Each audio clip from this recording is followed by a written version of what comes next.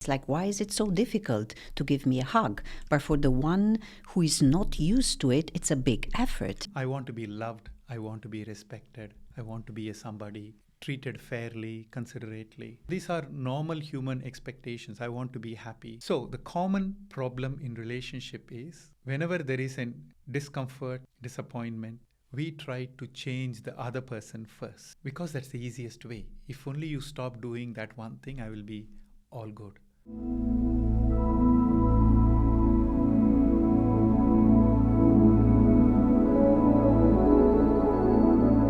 Hello, and welcome to the podcast Living Consciously. I'm Michaela and and together with Rajesh Ramani, we are going today to talk about a very hot topic that is on relationships. But before we start, Rajesh, I just want to remind the audience that you are the founder of Mindfulness and Beyond, and people can find out more about your work and your teachings on Mindfulness and Beyond. So please subscribe to Rajesh's channel, and also I can be found with my podcast in Romanian that is called Întrebări care ne schimbă viața.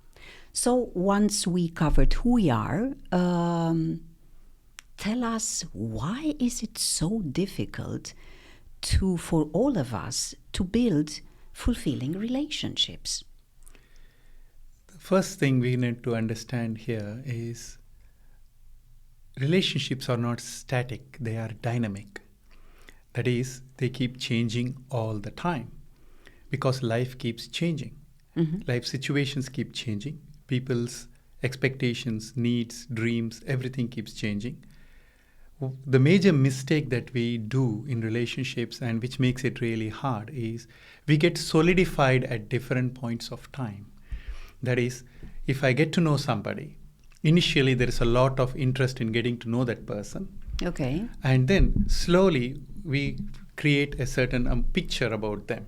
Be it a friend, be it a partner, be it anybody. We create a picture, a mental picture, and then we assign different values, judgments upon that person that we create in our mind. And expectations. Mm-hmm. So what happens is we solidify them and then we lose pretty much interest in that person. We try to engage with the person that we have in our mind more than the real person in front of us. When you say solidifying is, are you referring to give an example? For example, my relationship with you, because mm-hmm. it goes, we are talking about relationships in general, mm-hmm. right? Mm-hmm. I can have an image mm-hmm. about you that mm-hmm. you are the guru. Mm-hmm. You know, you are holding the truth of everything, mm-hmm. right? Mm-hmm. So once I put this label on you, mm-hmm. it's solidifying is that this is Rajesh and I'm not accepting, in my view, any other opinion mm-hmm. about you. Mm-hmm. Like maybe you also have fears, maybe mm-hmm. you are also vulnerable. Mm-hmm. I place you in a spot of God, to say, mm-hmm. right? Mm-hmm. And I'm relating to you mm-hmm. based on my perception on you. Mm-hmm. This is what you're saying. Correct. About solidifying. And then I have certain expectations. You two delivered all the answers. After a point, even if I have changed as a person and not playing to your expectations, you will be disappointed in me. You will be disappointed that you are not what I thought you were. But I cannot be what you thought I was because I'm changing with life. Good or bad, right or wrong, we don't know. Mm-hmm. But we keep changing. So when in a relationship, the relationship stays fresh and relevant only when we constantly recognize where that other person is now. Otherwise, we are relating to a past of them, a past personality or a past part of them, or we are relating to an idea of what they are in our heads. Mm-hmm. So we don't actually talk to the real person. And in many cases, what happens in relationship is people don't even know the real person. And one day it might come to them as a shock. They say like, oh, I never thought you could do this. I never thought you were like this. That's because they didn't notice them. One of my teachers used to say, there is a mug in front of you, and then if you don't notice the mug properly, over time the mug becomes, say, a kettle.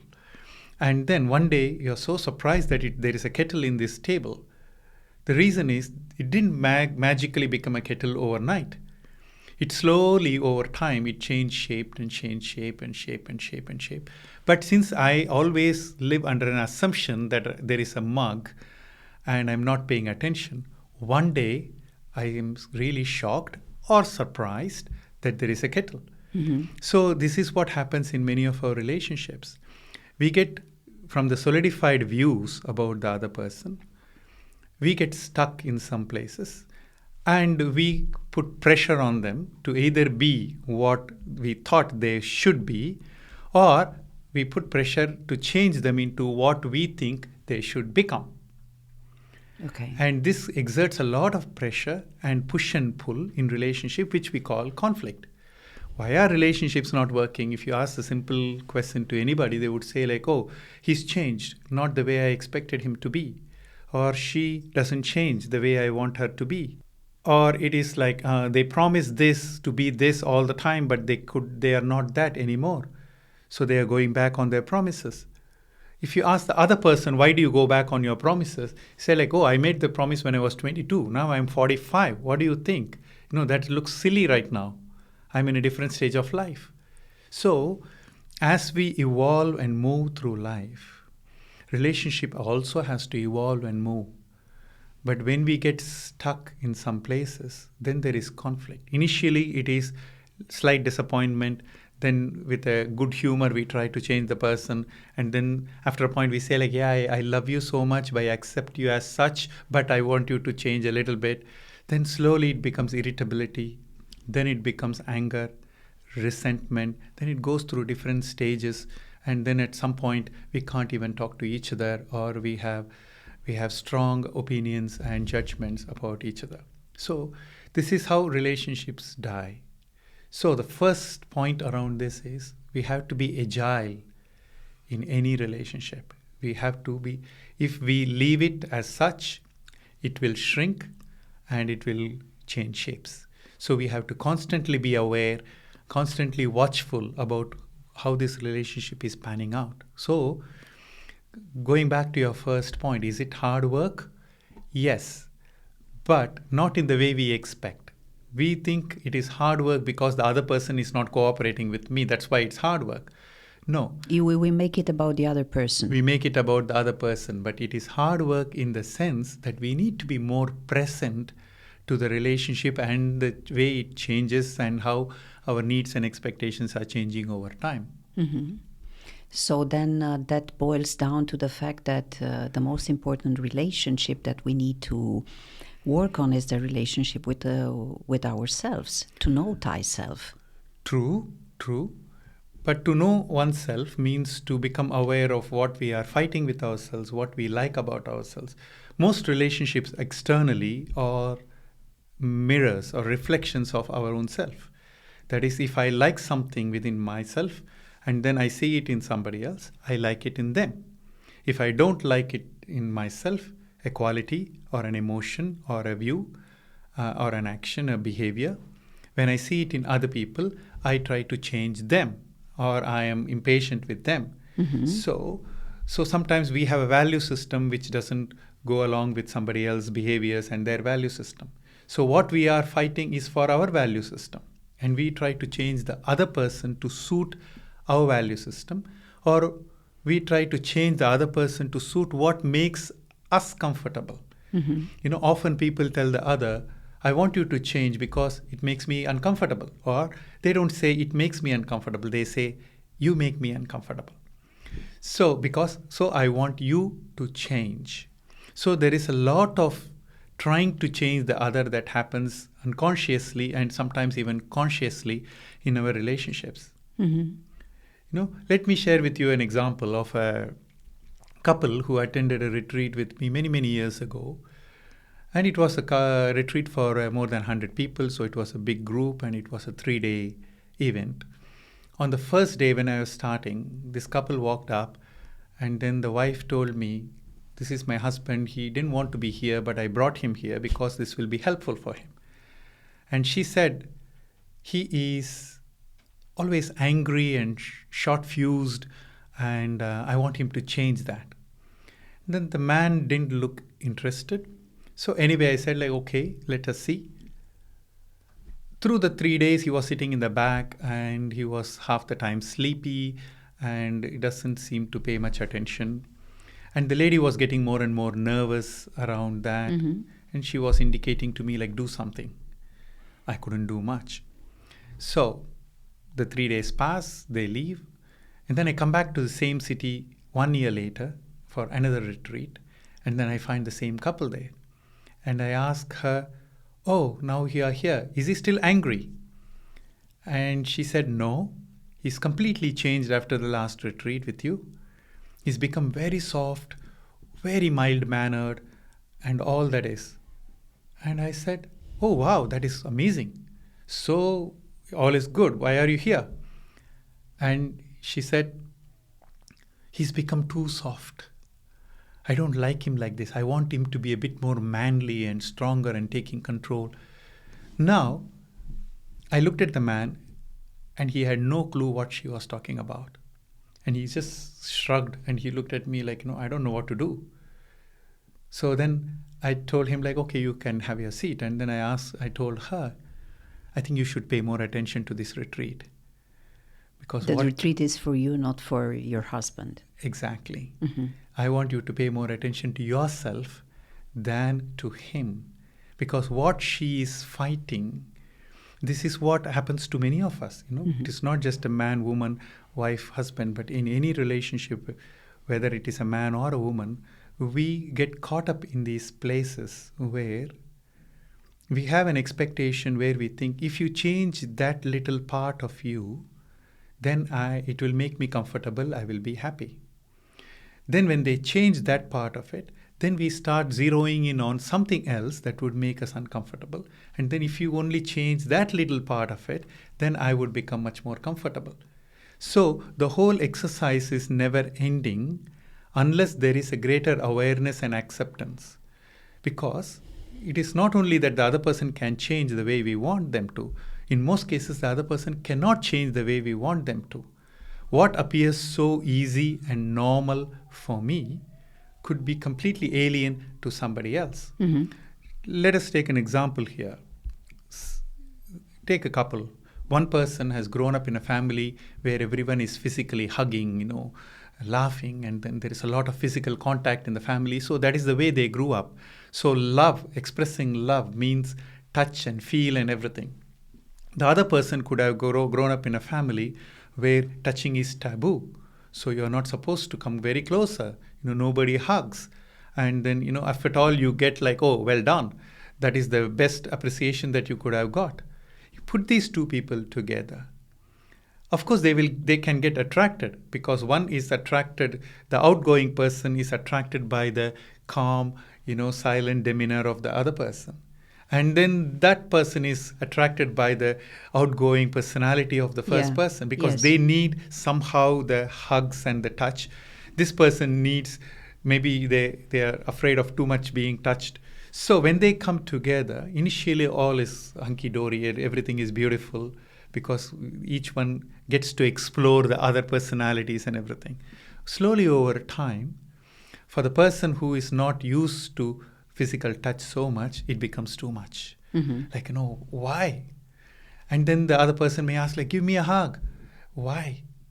I'm not feeling like a hug. Yeah, and for the hugger, it might seem common sense. This is what you're saying. It's like, why is it so difficult to give me a hug? But for the one who is not used to it, it's a big effort. Exactly. This is what you are saying. Yes. And it goes actually... Sure that you gave up to now examples regarding couples, but it spreads in all the relationships that we have with the boss, with the colleague, with our kids, with neighbors. Yes. And then we have this saying like, how could he? Why? I don't understand. For example, I don't understand why this person does this or that. And we have this because we have somehow the same standards Mm-hmm. and also double standards. Correct. It's either you should be like me. If I'm a hugger, you should be a hugger. Mm-hmm. But on the other hand, if I don't like something about myself, I project it on you. So then I have double standards. Mm-hmm. Mm-hmm. Yes, it is clearly double standards. And also here, this is so common, as you say, even in a parent and child relationship. At some stage when they become teens, and then the parent-child relationship undergoes a huge shift. Because till then, hugging and kissing the child is pretty normal for the parent. And then at some Yes. point, the child says, like, don't come closer to me. And then, respect my space. So this is part of growing up. Yeah, and at least I felt very bad when this happened. I felt rejected. Exactly. I suffered. Exactly. Yes. So it's not just you. Many parents and many people going through that phase of life would feel rejected, and then suddenly their love language and their ability to connect is cut off.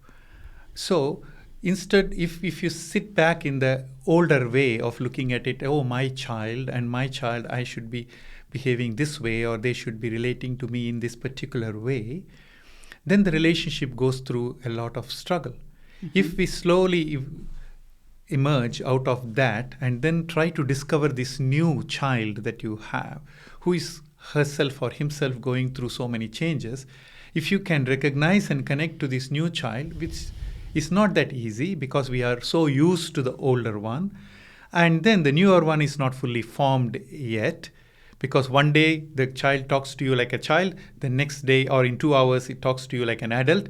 So they are confused, we are confused, but this is a stage.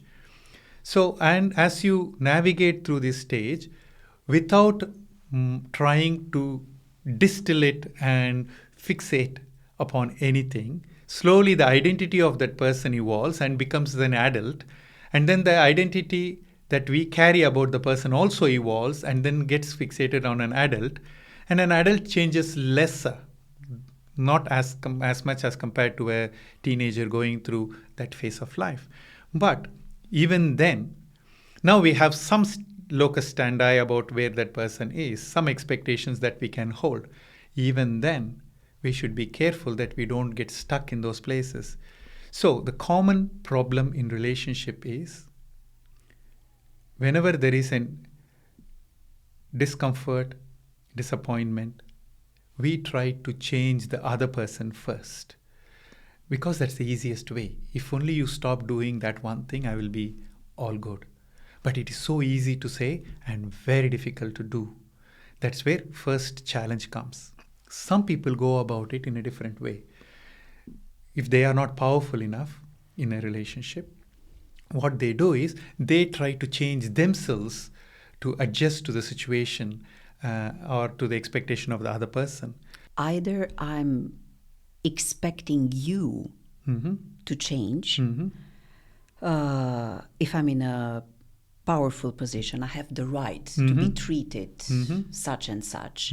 Or if I don't dare to ask you this, then I shrink myself so that I fit in to your scenario, your behavior, to adapt to you.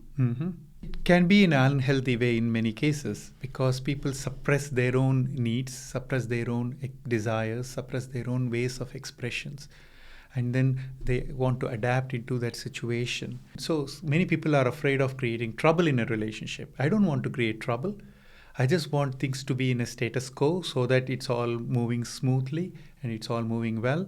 So when they go into that mindset, they suppress their own needs. And what comes to mind now listening to you is that,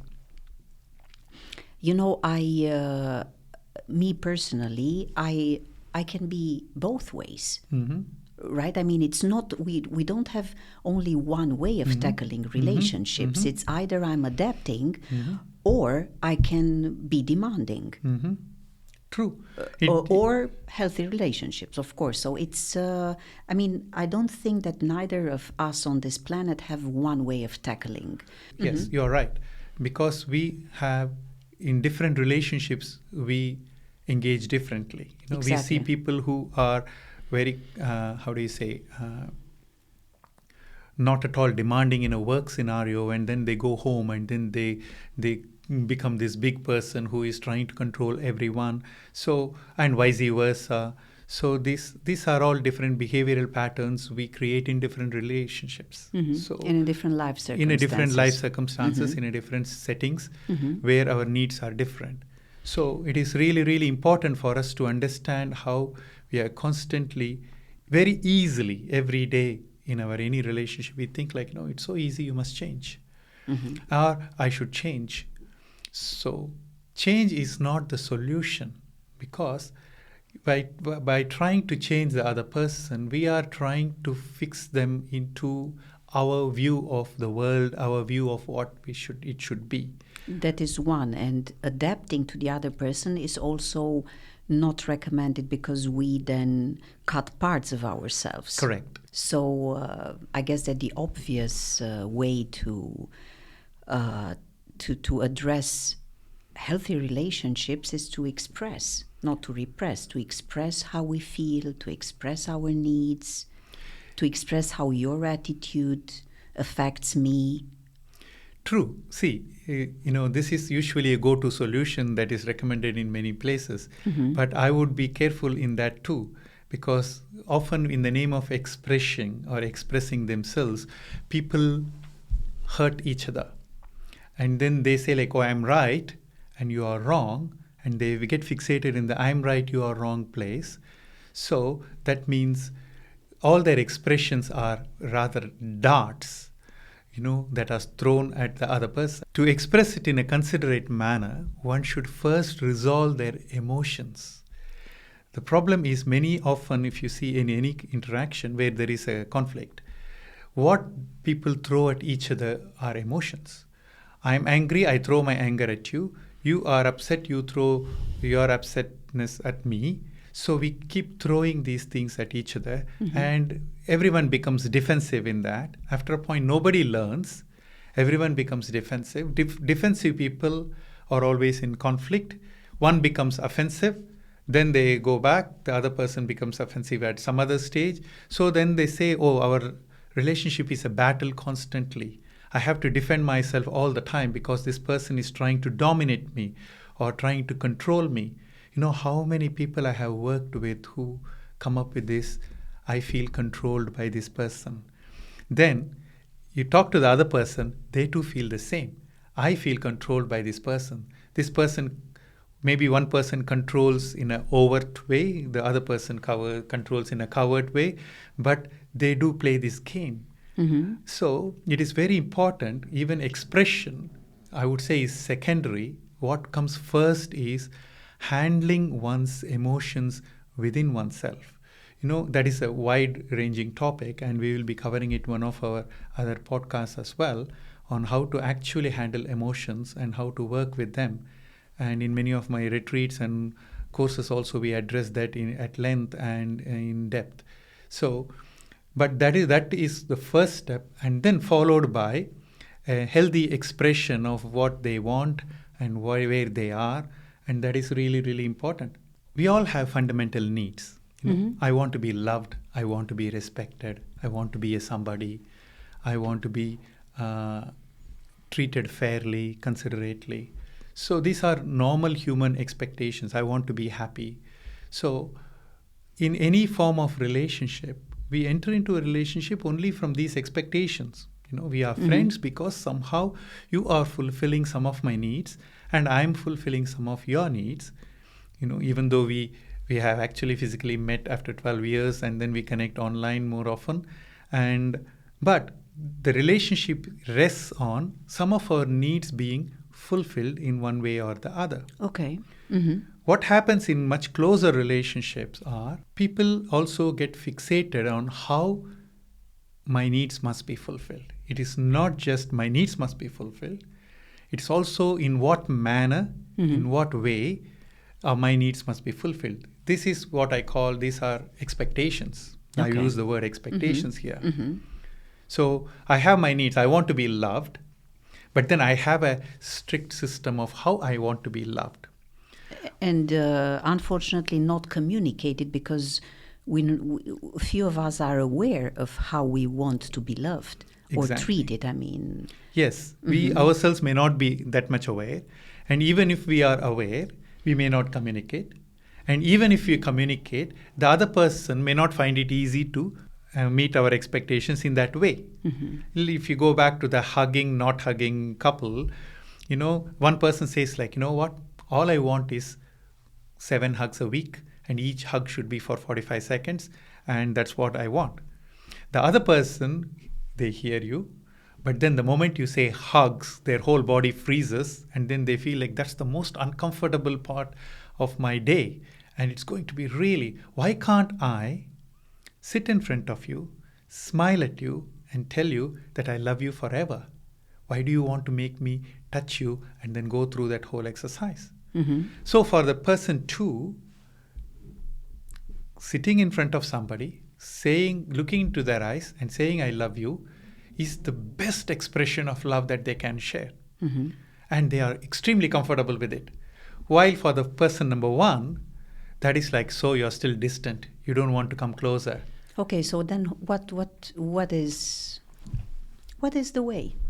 Which is the way? Because I guess that we all know the problems. Oh, we know the problems, but we don't want to see the problems. The problem is that, as we are talking about all this, people would nod their heads because they know like, yeah, I know. But they don't know it intensely. This is where I go back to awareness.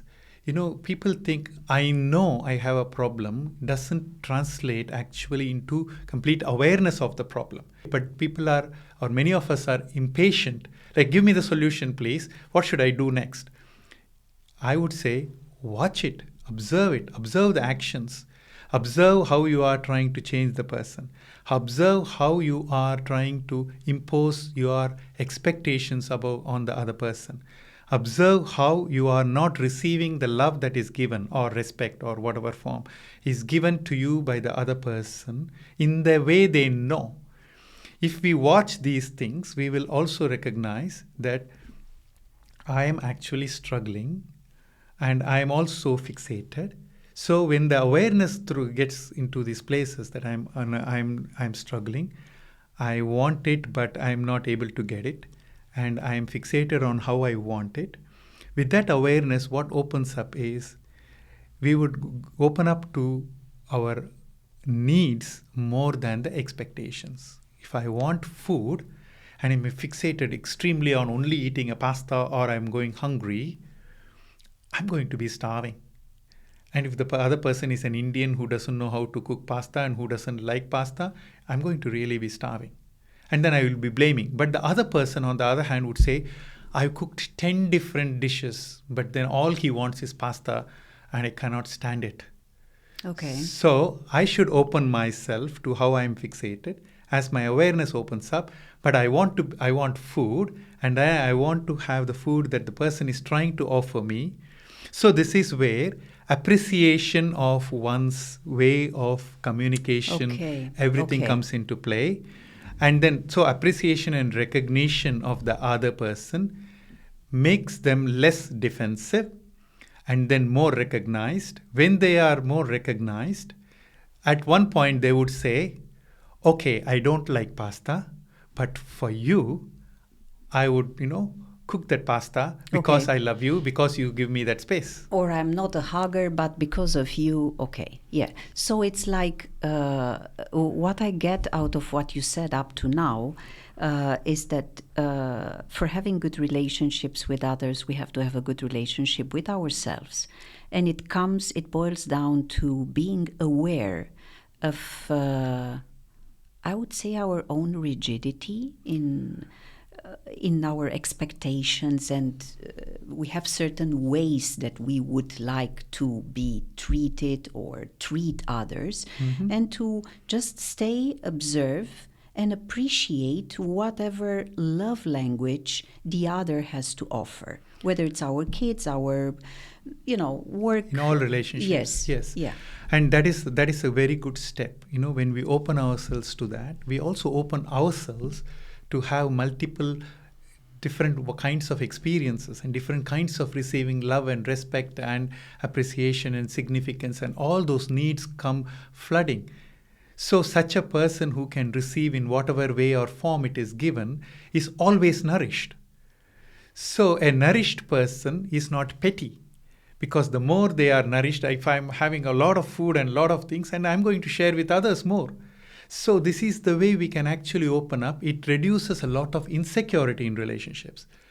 In today's world where there are micro families, and then people are stuck, one to one, and all their needs are supposed to arise from only this person, in many cases people say, like, you should be my support, you should give me my love, you should give me meaning, you should give me everything pretty much in my life. And that is a huge burden to be imposed upon just one person who is not different from us. Mm-hmm. So that is the pressure under which many relationships are sagging, because people find it that they have to be pretty much so many things. And this is one challenge of our families becoming smaller and smaller, and our relationships moving into smaller circles. So this is people who have a wider circle of relationships, people who can engage with different spaces and in different forms, actually get more nourishment in different areas. And those are the happier people. Even if you are an introvert, it doesn't I matter. was thinking about this now. Exactly. Even if you are an introvert, introverts gain energy from different activities. So they can gain energy by just being by themselves or being in nature. Exactly. And So I would say open all those avenues to receive. So do not get fixated. And the more we get fixated, and which will happen because we are used to it. Somebody gives you love in a particular way 10 times, the 11th time we expect it, but now they've changed. So realize that they have changed. So their way of giving love is different now. Mm-hmm. And the way of receiving love is different now. Okay, once you recognize that, it takes some time to adapt. That is where, if we are hurt, if we carry some guilt or hurt or any of those emotions, we need to resolve them first. And then start listening. I'm introducing a word here. To listen, to get to know them, what is happening in them. Simultaneously, going to your point, to listen and to know what is happening in me. As we go through both this kind of listening, this is the phase of re-evaluating our relationship and position where we are. Mm-hmm. Once that re-evaluation happens, then we enter into action. Right perception happens. Again, that right perception is perception relating to the present. Is it the same way for the next 10 years? No. Maybe for the next 6 months, maybe for the next year. Then again, after a year, we somehow re-evaluate. You don't need to sit together and talk about it. No, it's an internal exercise for each individual as well. If you can sit and talk about it, well and fine. But otherwise, it's an internal exercise. We evaluate our judgments, our ways of looking at it, and where we are getting hurt repeatedly or where we are feeling disappointed. And then we look at those aspects, and then we become aware. Right perception emerges, right action emerges. Mm-hmm. This is how we go about resolving conflicts in relationships and mainly building healthier ones. Okay. Oh, thank you, Rajesh. Any other things to add, or we can close this topic for now?